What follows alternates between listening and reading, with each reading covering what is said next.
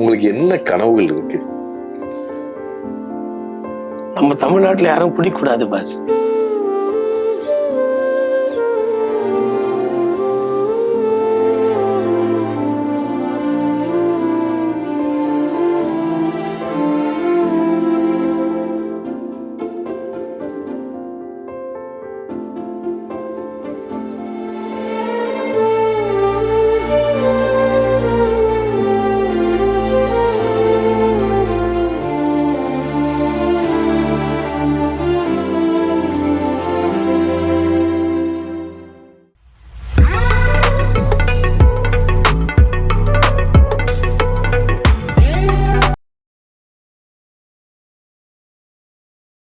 குடிகாரன் யூசுப் அப்படின்றவரை பற்றி நம்ம ஒரு வீடியோ பார்த்துருப்போம். அவர் லைஃப் ஜேர்னி ரொம்ப பெருசு. ஸோ அதையுமே நம்ம வந்து கிட்டத்தட்ட ஒரு 3 எபிசோடாக பண்ணியிருப்போம். நீங்கள் பார்க்காதவங்க இந்த வீடியோவோட கமெண்ட்டில் வந்து அவர் யூசுஃப்னா யார் என்னன்னு சொல்லிட்டு நீங்கள் பாருங்கள், உங்களுக்கு புரியும். அதோட முக்கியமான விஷயம், யூசுஃப் வந்து இப்போ போதையிலேருந்து மீண்டு ஒரு போதை மறுவாழ்வு மையம் நடத்திட்டு இருக்காரு சென்னையில். யூசுஃப் சந்திக்கும் பொழுது நான் யூசுஃப் மட்டும் தான் நினச்சி போனேன், யூசுஃப் எப்படி வாழ்ந்தார், எப்படி வாழ்ந்திருப்பான்னு சொல்லிட்டு. ஆனால் அவர் நடத்துகிற அந்த போதை மறுவாழ்வு மையத்துக்குள்ளே வந்து போகிற மனிதர்களை பற்றின பார்க்கும்போது ரொம்ப கஷ்டமாக இருந்தது. ரொம்ப அது ஒரு அதிர்ச்சியாக இருந்தது.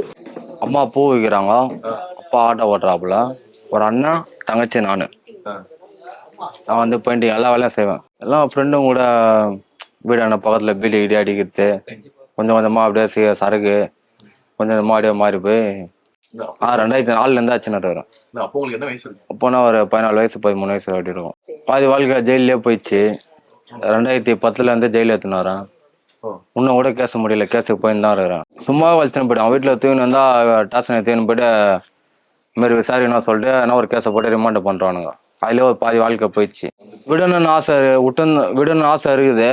வெளில போனால் மீட்டிங் அட்டன் பண்ண சொல்லுவாங்க. நம்ம மீட்டிங்னா ஒரு 4 மாதம் 5 மாதம் போவோம்.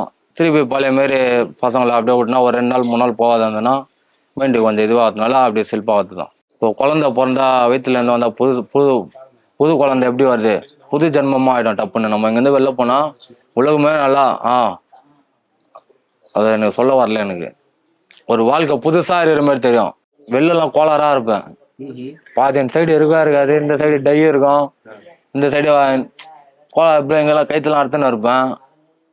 டராராக இருப்பேன். வெளிலலாம் என் கிட்ட வந்தாலும் ஐயோ இவன் நான் பண்ணிட்டா, இவன் கிட்டே போகக்கூடாரா, சிக்கன்டா அவன் அப்படின்னு வானுங்க. இப்போ வெளில 1.5 வருஷம் நான் குடிக்காத இருந்தேன். இல்லை மணி நல்ல பையன்டா, இந்த மாதிரி பையனை நான் பார்த்ததே இல்லடா அப்படின்றாங்க. முன்னாடிலாம் பார்த்தீங்கன்னா போதை அப்படின்னா அதிகபட்சம் போனால் பீடி, சிகரெட்டு, கஞ்சா, மது இது மட்டும்தான் இருக்கும். ஆனால் அந்த போதை மறுவாழ்வுக்கு போகும்போது என்னென்னமோ பேசுகிறாங்க. ஈவன் தெரியாத பீரியட் ட்ரிக்ஸ்லாம் சொல்கிறாங்க. எப்படி அவங்களுக்கு கிடைக்குதுன்ற விஷயம் பயங்கர ஷாக்கிங்காக இருந்தது. நான் வந்து சின்னதில் ஓட்டேரியில் இருந்தேன். எங்கள் அப்பா இறந்துட்டாங்க. இறந்ததுலேருந்து தேனாம்பேட்டிலேருந்து ஓட்டேரிக்கு வீடு சேஞ்ச் பண்ணாங்க. அங்கே வந்து 3வது 3rd ஸ்டாண்டர்ட் படிக்க ஆரம்பித்தாங்க. அப்போ வந்து சின்ன சின்ன பசங்களாம் சேர மாட்டேன், பெரிய பசங்க கூட தான் சேருவேன். ஏன்னா வெளியெல்லாம் கூப்பிட்டு போங்க, ஏரியெல்லாம் குளிக்கலாம் அப்படின்ட்டு கூப்பிட்டு போகும்போது என்ன ஆச்சுன்னா அவங்க கஞ்சா அடிப்பாங்க. எனக்கு கஞ்சான்னு தெரியாது. அப்போது பீடியில் அந்த மாதிரி போட்டு அடிப்பாங்க. எனக்கு தெரியாது கஞ்சா தான் அடிக்கிறாங்கன்ட்டு. சரி ஒரு நாள் நம்மளும் அடிக்கலாம், எனக்கு கொடுங்க அப்படின்னு சொல்லிட்டு அவங்க சொன்னா, அப்படி வானா இதெல்லாம் தொட்டா விட முடியாதுடா. இல்லை நான் ஒரு நாள் தானே அடிக்க போகிறேன், அடிச்சிட்டு நான் விட்டுருவேன் அப்படின்ட்டு ஒரு 2 வலி வலிச்சேன். எனக்கு அதுவே ஒரு மாதிரி ஆயிடுச்சு. என்ன இப்படி பண்ணுது நம்மள, ஒரு மாதிரியா இருக்குதுன்ட்டு வீட்டுக்கு வந்துட்டு எனக்கு மறுநாள் அந்த கேட்குது, அந்த புகை எனக்கு கேட்குது. மறுபடியும் நம்ம பண்ணலாம், கொஞ்ச நேரம் கேர் ஆகிட்டு இது பண்ணிடலாம் அப்படின்ட்டு கொஞ்சம் கொஞ்சமாக ஸ்டார்ட் பண்ண ஆரம்பிச்சு. இது வந்து அங்கே சேல் பண்ணுவாங்க, விற்பாங்க அந்த இடத்துல. நான் சின்ன பையன்றதுனால பேக்கில் வச்சு விட்ருவாங்க. வீட்டுக்கு எடுத்துன்னு வருவேன். என் வீட்டில் ரொம்ப ஸ்ட்ரிக்ட்லாம் கிடையாது. பேக்லாம் அந்த மாதிரி செக் பண்ண மாட்டாங்க. அந்த ஒரு தைரியத்தில் நானே எடுத்துன்னு போயிடுவேன். வீட்டுக்கு எடுத்துன்னு போயிட்டு வந்து கொடுப்பேன். அப்புறம் என்ன நம்மகிட்டே கொடுக்குறாங்களே நம்பிக்கை அப்படின்ட்டு நான் அவங்க கொடுக்கறதுலேருந்தே கொஞ்சம் கொஞ்சமாக திருடி அடிய ஆரம்பிச்சேன். அந்த இடத்துல அவங்க கொடுக்கறதுலேருந்தே கொஞ்சம் எடுத்துக்கலாம், நம்மளுக்குன்னு வச்சுக்கலாம். கேட்டால் தர மாட்டுறாங்க, ஒரு 2 வலி தானே கொடுக்குறாங்க அப்படின்ட்டு எடுத்து அடிக்க ஆரம்பித்தான். அப்புறம் என்ன அந்த போதை ரொம்ப அடிக்ட் ஆகி எங்கள் அம்மா கேட்க ஆரம்பித்தான், என்னடா ஸ்கூல் போயிட்டு வந்தாலே கண்ணுலாம் ரெட் ஆகி. இல்லைம்மா கபடி விளையாட்டு வந்தம்மா, அதனாலம்மா டயர்டாகுது அப்படின்னுவேன். எங்கள் அம்மா நம்ப மாட்டான், போய் சொல்லாதுடா வேறு எதனா சிகரெட் பிடிச்சி அப்படின்னு. இல்லைம்மா அதெல்லாம் பண்ணலம்மா, ஸ்கூலில் ஹெவி ப்ராக்டிஸ் கொடுத்தாங்கம்மா, இன்னைக்கு கபடி விளையாட்டு வந்தம்மா, ரொம்ப முடியலம்மா, டயர்டாகுதும்மா அப்படின்னு. அப்போல்லாம் நான் ஒரு 3rd 4th ஸ்டாண்டர்ட் படிச்சுன்னுங்கிறேன். 3rdலாம் உங்களுக்கு அடினா 4th ஸ்டாண்டர்ட்லாம் போகும்போது அதெல்லாம் ரொம்ப அடிக்ட் ஆக ஆரம்பிச்சிட்டேன். இந்த விதை இருக்கும், இந்த கஞ்சா விதை, எனக்கு என்ன ஆச்சு, காசு கொடுத்து வாங்க முடியாது, நம்ம யாரை போய் கேட்கறது, சரி நம்ம வீட்லயே வளர்த்து இது பண்ணி அடிக்க ஆரம்பிச்சிடலாம் அப்படின்னு அந்த ஒரு இது தாட்டு தோணுச்சு எனக்கு. வீட்லயே செடியை வளர்க்க ஆரம்பிச்சு. எங்க தாத்தா கஞ்சா அடிப்பாரு பயங்கரமா, எனக்கு தெரியாது அப்போ. எங்க அம்மா சொன்னாங்க, எங்க அம்மா வந்து இந்த மாதிரி செடி வளர்க்கறத பார்த்துட்டு இந்த மாதிரி சொன்னாங்க எங்க அம்மா என்கிட்ட, என்னடா இது செடி அப்படின்னு. அம்மா ஸ்கூல்ல வந்து சயின்ஸ் பீரியட்ல மிஸ் வந்தாங்க, பெங்களூர் பப்பாளி விதையாம்மா இது அப்படின்ட்டு எங்க அம்மா கிட்ட நான் ஒரு கதையை கொடுத்தேன். எங்க அம்மாவும் சரி நம்பினாங்க.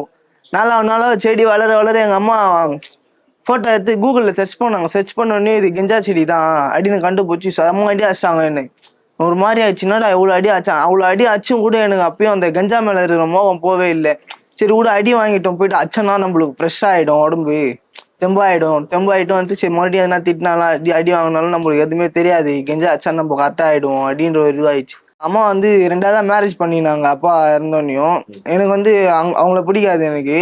நான் என்ன பண்ணுவேன், ஏன்னா சண்டே வலிச்சுன்னு வந்து என்னாலே ஒரு 5-6 வீடு கிட்ட மாட்டாங்க வீட்டில். எங்கே போனாலும் எதனா போதையை பண்ணிட்டு வந்து சண்டே வலிச்சுன்னு வந்து விட்டுருவேன். எனக்கு அப்பெல்லாம் அதெல்லாம் எதுவுமே தெரியவே இல்லை, இதெல்லாம் பாதிப்பு அப்படின்ட்டு. ஒரு கெத்து, நம்ம தான்டா ஒரு ஹீரோ, வெட்டோண்டா நம்ம பெரிய ஆள்றா நம்ம தான்டா அப்படின்ற மாரி எனக்கு தோணுச்சு. அப்பெல்லாம் கொஞ்சம் கூட யோசிக்கவே இல்லை. அந்த புத்தி, அந்த விளையாட்டு புத்தியா என்னன்னு தெரியல, அந்த போதைக்கோசரமே பசங்கள்லாம் யார் கூப்பிட்டாலும் போயிடுவேன். எதனா சண்டை கண்டுன்னு கூப்பிட்டாலும் போயிடுவேன். துடுக்கா போய் நின்றுவேன், பண்றானா பண்ணிட்டு வந்துடுவேன். எங்க அண்ணன் வந்து இன்ஜெக்ஷன் அடிப்பான் போல, எனக்கு தெரியாது. அவன் வந்து ஒரு நாள் வண்டி ஓட்டு வீட்டுல வந்து உக்காண்டே ஒரு மாதிரி தூங்கினே இருந்தான். என்னடா குச்சிக்கிறியாடா, நானும் விளையாட்டுக்கு போய் கேட்குறேன் சரி கெஞ்சா இருந்தா போடுற அடிக்கலாம்டா அப்படின்ற. அதெல்லாம் இல்லைன்ற. ஸ்மெல்லும் வரலையே, என்னடா எதுவுமே ஆயிடுச்சா, உடம்பு சரியில்லையாடா, இல்லை நான் ஊசி அடிச்சிட்டேன் வந்தேன் அப்படின்னா. டே நானும் அடியிருந்தா அப்படின்னு விளையாட்டு கேட்டான். அவன் இட்டுன்னு போயிட்டான் என்ன மொரானால அந்த இடத்துக்கு இட்டுன்னு போயிட்டு ஃபர்ஸ்ட் வாட்டி ரத்தத்தை இழுத்து ஒரு மாதிரி அடிக்கிறாங்க. எனக்கு பார்த்தோன்னே என்ன இது ரத்தத்தை இழுத்து இப்படி அடிக்கிறாங்க, என்ன ஆகும் இது, இதனால ஆச்சா என்ன ஆகும் அப்படின்ற ஒரு ஆர்வம் வந்துச்சு. இன்ஜெக்ஷனுக்கு ரொம்ப அடிக்ட் ஆரம்பிச்சிட்டேன். நாளாவே எனக்கு வாங்கி அடிக்கிறது பத்தலை அப்படின்றது. அதே ஹோல்சேலில் வாங்கி விற்றா எப்படி இருக்கும், நல்லா நிறைய யூஸ் பண்ணலாமே, காசான மாதிரியும் இருக்கும், விற்ற மாதிரியும் இருக்கும், நம்மளுக்கு எல்லாமே வந்த மாதிரியும் இருக்கும் அப்படின்ட்டு இந்த மாதிரி பண்ண ஆரம்பித்தேன். ஒரு நாள் என்ன அறியாமல் எனக்கு தெரிஞ்சு சீசன் மாதிரி தான், எனக்கு தெரிஞ்சு கண்ணாடி முன்னாடி நின்று பைத்திய மாதிரி நானே பண்ணுறேன். அதேமாரி நைட்டு இன்ஜெக்ஷன் அடிக்கிறேன். எங்கள் அக்கா வீட்டில் இன்ஜெக்ஷன் ரொம்ப ஹெவி டோஸில் அடிச்சிட்டேன் போல். என்ன அறியாமல் நடந்து அங்கேருந்து டிபி சதத்துலேருந்து சேட்பேட் வரைக்கும் நடந்தே போயிருக்கேன். இங்கே வந்து முதல் நாள் எப்படி இருந்ததுன்னா, எனக்கு என்னடா நம்மளை இப்படி பண்ணிட்டாங்களே, ஏன் நம்மளை இப்படி புச்சி குத்தாங்க, நான் யோசிக்கல, நான் போதை பண்ணுறேன் அதனால தான் புச்சி. எங்கள் அம்மா மேலே செம்ம கோவத்தில் இருந்தேன், பயங்கர கோவத்தில் இருந்தேன் எங்கள் அம்மா மேலே. வீட்டுக்கு போயிட்டு இவங்களை எதனா பண்ணிடணும்டா, நம்மளே பூச்சி குத்துடுறாங்கடா, ஏன்டா இப்படி பண்றாங்க, ரொம்ப வெறியா இருந்தேன் எங்க அம்மா மேல. நம்மள இப்படி பண்றாங்களே, ஏன் இப்படி பண்ணிட்டாங்க, என்ன ஆச்சு, எதுக்கு இப்படி பண்ணாங்க அப்படின்ட்டு செம்ம கோவத்துல இருந்தேன். அப்புறம் ஒரு நாளாவதான் புரிஞ்சுது, இங்க நடத்துற கிளாஸு எனக்கு வந்து ஒரு 5 நாள் ஆச்சு புரியறதுக்கு. இங்க வந்து காலையில நைட்டு 10 o'clock படுக்க வைப்பாங்க, காலையில 6 o'clock ஏஞ்சிக்கணும். மார்னிங்ல வந்து ப்ரேயர் சொல்லுவாங்க, ப்ரேயர் எடுத்துட்டு கிளாஸ் எடுப்பாங்க. கிளாஸ் எடுத்து முடிச்சுட்டு அதான் குளியல் விட்டுருவாங்க. குளியல் முடிச்சதுக்கு அப்புறம் 11 o'clock சாப்பாடு கொடுப்பாங்க. அதே மாதிரி ரொட்டீனா டைமிங் ரொட்டீனா போயிட்டு இருந்தது. எனக்கு அப்பெல்லாம் என்னடா நினைச்சேன், வீட்டுல அப்போ யோசிச்சேன் நான், வீட்டுல நினைச்ச நேரத்துக்கு சாப்பிடலாம், அதே மாதிரி சாப்பாடுலாம் வந்து லிமிட் தான், இஷ்டத்துக்குலாம் லிமிட் தான். அப்பெல்லாம் ஒரு இதுவும் புரிஞ்சுது எனக்கு, நம்ம வேஸ்ட் பண்ணிக்கிறோமே, இவ்வளோ சாப்பாடு வேணாம் வேஸ்ட் பண்ணி, அவ்வளோ போதியில் சாப்பாடை திரும்பி கொட்டுவோமே சாப்பிட முடியாம, இங்கே சாப்பாட்டுக்கு இயங்குறோமே, அந்த ஒரு இதுலாம் வந்து எங்கள் அம்மா மேலே தான் அப்பயே அந்த காண்டு வந்தது. ஏன் நம்மள இங்கே எடுத்துன்னு வந்து போட்டாங்க, இவ்வளோ கஷ்டமா ஆகுது, இல்லை ஒரு நாள் இவங்களை புச்சி குத்தணும் நம்ம அப்படின்னு தான் இருந்தேன். அப்புறம் தான் உணர ஆரம்பித்தேன் நான் பண்ண தப்பு. அதேமாரி நான் பண்ணுறதுலாம் எங்கள் அம்மாவுக்கு தான் பாதிப்பு நிறைய. அதுக்கு என்னதான் பரிகாரம் பண்ணாலும் அந்த பாவம்லாம் தீராது. நான் என்னதான் பரிகாரம் செஞ்சாலும் அவ்வளோ பாவம் பண்ணிக்கிறேன் எங்கள் அம்மாவுக்கு. வீட்டில் வந்து குப்பை மாதிரி இருக்கும், ஒரு பிஸ்கெட் சாப்பிட்டோம்னா தூக்கி போட்டுருவேன், எனக்கு நல்லா இல்லை இது வேற பிஸ்கெட் எடுத்துப்பி. அந்த தூக்கி போட்ட பிஸ்கெட்டாவது இப்போ கிடைக்குமா, அந்த அளவுக்கு ஏங்குறேன். வீட்டில் இருக்கும் போது இஷ்டத்துக்கு சாப்பிடுவோம், தூங்குவோம். இங்கே அதேமாரி டைமிங் பாத்ரூம் போனாலும் கேட்கலன்னா லீடர் கேட்பாரு, யாரை கேட்டு ஏன்ச்சேன், எதுக்கு ஏன்ச்சேன், ஏன் பக்கத்தில் பேசக்கூடாது, நீ ஏன் பேசுனேன், எதுக்கு சிரிச்சேன், எல்லாத்துக்கும் என்னடா சுதந்திரமா சிரிக்க கூடாதா. அதே மாதிரி சாமி அண்ணா ஒன்று சொல்லியிருந்தாரு உள்ள ஸ்பார்க், அந்த ஸ்பார்க் எனக்கு கட்சிருந்தது. ஒரு 100 பேர் இருக்காங்க, சரியான ஹைட் பில்டிங், அது ஒரு லைட் கம்பம் மாதிரி, அந்த லைட் கம்பத்து மேலே ஏறி ஒரு கொடியை நீ நின்று ஆட்டணும் அப்படின்னு சொல்லியிருந்தாங்க. அந்த 100 பேருமே ஓடுறாங்க, பக்கத்தில் இருக்கிறவங்களாம் கத்துறாங்க, வேணா ஹைட் அது போகாதீங்கன்னு கத்துறாங்க. ஆனால் ஒரே ஒருத்தன் மட்டும் ஏறி அந்த மேலே நின்று அந்த ஃப்ளாக் ஆட்டிட்டான். அது எப்படி அவனால முடிஞ்சுது அப்படின்னு கேட்டாரு. ஏன்னா நீ உன்னோட இலக்கை அடையணும்னா அவனுக்கு அந்த இடத்துல நீங்க சொல்றது அந்த நல்லதும் கேட்கல கெட்டதும் அவனுக்கு அந்த இலக்கை அடையணும். அந்த இலக்கை அடையணும். அவனுக்கு தேவை அந்த ஃபிளாகை போயிட்டு மேலே ஆட்டணும். அதுதான் அவனோட இலக்கு. அதே மாதிரி இதுக்கப்புறம் போதையை விட்டு நல்லா இருக்கணும்னு நானும் நினைக்கிறேன். என்னோட இலக்கை நான் அடையணும். என் வாழ்க்கையை நான் வாழணும்னு ஆசைப்படுறேன். நான் கண்டிப்பா சாமி அப்பா சொன்ன ஸ்பார்க்கை நான் புச்சின்னு எனக்கு என்னென்ன கெட்டது என்னை நோக்கி வருதோ அந்த கெட்டதெல்லாம் தூக்கி போட்டு என்னோட இலக்கு நான் இதுக்கப்புறம் நான் போதை இல்லாம நல்லா வாழணும். என் வாழ்க்கையை நான் வாழணும்னு அந்த இலக்குக்கு நான் போகணும்னு நினைக்கிறேன். அது புச்சின்னு கண்டிப்பா நல்லா ஒரு வாழ்க்கை வாழ்வேன் நான் நினைக்கிறேன்.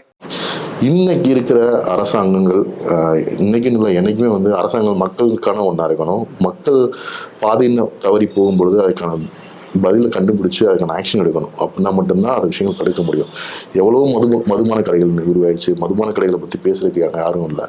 அது உண்டாக்குற விளைவுகள் இருக்கு இல்லையா, அது சின்ன குடும்பத்தில் தனி மனித ஒழுக்கமாக இருக்குது அந்த விஷயம். ஆனால் அது உண்டாக்குற பாதிப்பு வந்து இந்த சொசைட்டியை ரொம்ப மோசமாக கொண்டு போயிட்டு இருக்கு. அப்படி தான் அந்த யூசுஃபோட அந்த போதை மறுவாழ் மையத்துக்கு உள்ளே போகும்போது நிறைய விஷயங்கள் பார்க்க முடிஞ்சது. எப்படி ஒருத்தன் வந்து உள்ள இந்த ட்ரக்குக்கு அடிக்ட் ஆகிறான், அதன் மூலமாக அவன் குடும்பம் எந்தளவுக்கு பாதிக்கப்படுது, அவன் தன்னளவில் எந்தளவுக்கு பாதிக்கப்படுறான்னு சொல்லிட்டு நிறைய விஷயங்களை பற்றி இந்த வீடியோவில் பேசியிருக்கோம். ஸோ இது எனக்குமே ரொம்ப புது விதமான ஒரு அனுபவம் தான். உங்களுக்கு இந்த விஷயம் பிடிக்கும், முடிஞ்ச அளவு இந்த விஷயத்தை நிறைய பேருக்கு கொண்டு போய் சேருங்க. மதுவோட இந்த போதையோட வீரியத்தை உங்கள் நண்பர்களுக்கு தெரியப்படுத்துங்க. அது உண்டாக்குற விளைவுகள் எவ்வளோ மோசமாக இருக்குன்றது இந்த வீடியோ பார்க்கும்போது உங்களுக்கு தெரியும். ஸோ மது இல்லாத, போதை இல்லாத ஒரு சமூகத்தை உருவாக்க எல்லாரும் ஒன்றஞ்சு பாடுபடணுன்றது தான் என்னோட வேண்டுகோள். ஸோ தொடர்ந்து சேனலை பாருங்கள், சப்ஸ்கிரைப் பண்ணுங்கள். நன்றி.